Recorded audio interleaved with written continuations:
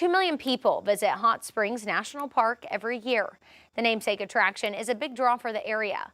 But what actually makes the water in the hot springs so hot? Simone Thomas shows us the secret. Dr. Chase Holhauser uncaps one of the many hot springs at Arkansas's only national park.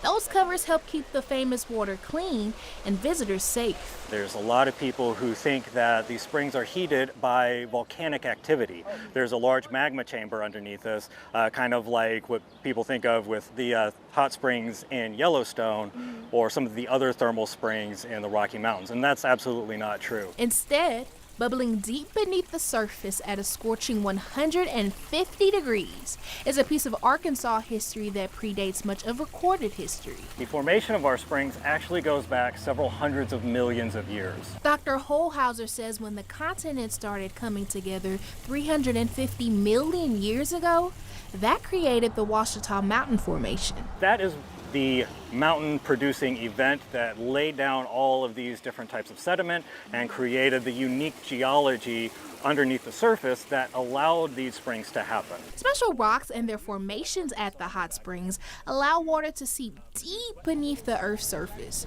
We're talking up to 8,000 feet down. Once you start getting that low, you start getting closer and closer to the mantle. Okay, you experience what's called a geothermal gradient. It's the Earth's natural tendency to get hotter as you go deeper. This water is way too hot for bathing or drinking, which is why many of the springs remain capped off for safety, though a select few are left open for visitors to experience the magic of the springs.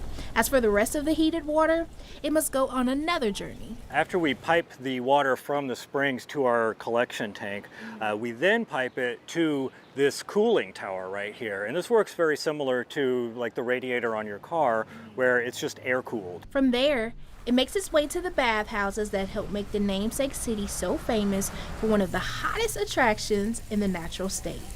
In Hot Springs, Simone Thomas, THV 11 News.